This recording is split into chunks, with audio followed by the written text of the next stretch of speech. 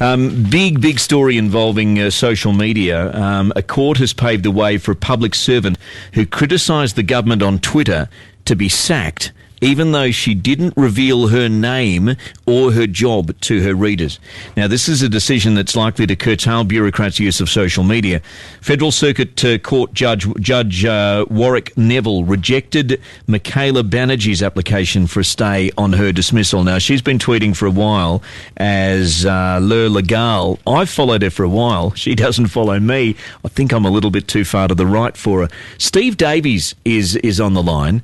Now, Steve is the founder of Ozloop. He set up Ozloop while he was working for the Australian Taxation Office. And it's basically about keeping the public service as transparent as it possibly can be. Hello, Steve. Hello, how are you? Not bad. Were you surprised by this judgment yesterday? Not at all. Do you think it slaps in the face of freedom of speech in Australia? Certainly slaps in the face of freedom of speech. Calls into question the commitment of the public service to transparency and accountability. Steve, have I got you on hands-free there at the moment? Yeah. Because it's just breaking up for me a little bit. Okay, I've got in your hands, great. Okay.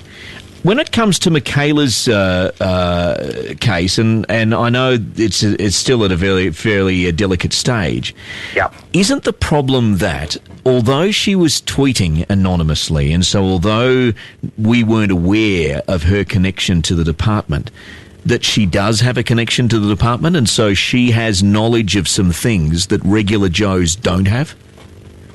Well, I think there's two sort of answers to that one. One, she's not divulging confidential information. Yep.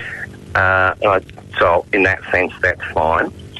There's also a question that back in April, Dr. Peter Shergold, former head of Prime Minister and Cabinet, spoke about the need for departments, well, the public service, to extend its embrace of social media. Yeah.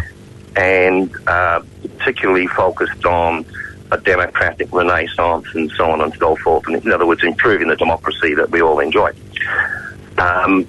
What the point that he made in that statement is that, therefore, we need a new type of public servant.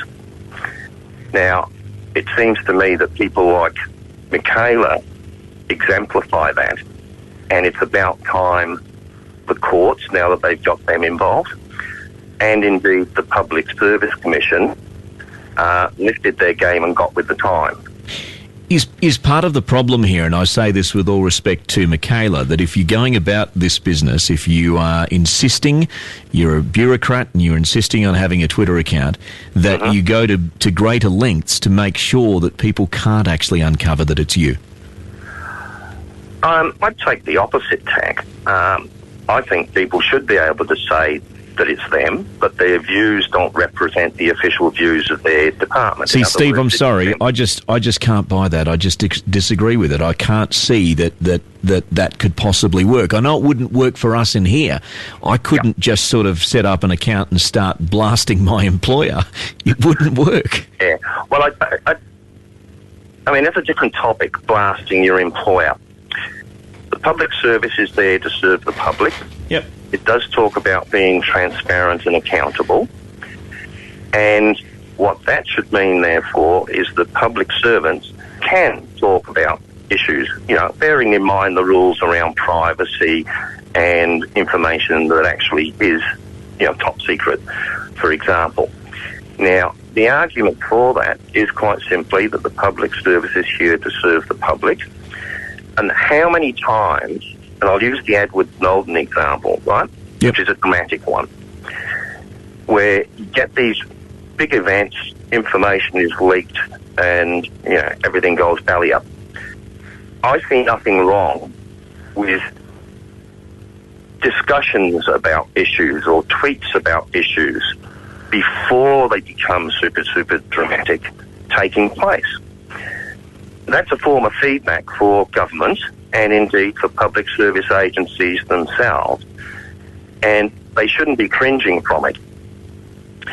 The other dimension of this is, imagine a scale, say a 10-point scale. Yep.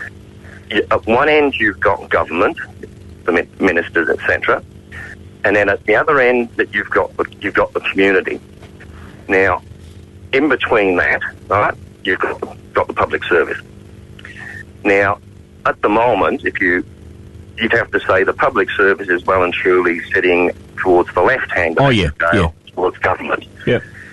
Yet the community expects a bit more democracy and consultation around the place, and for things to be open.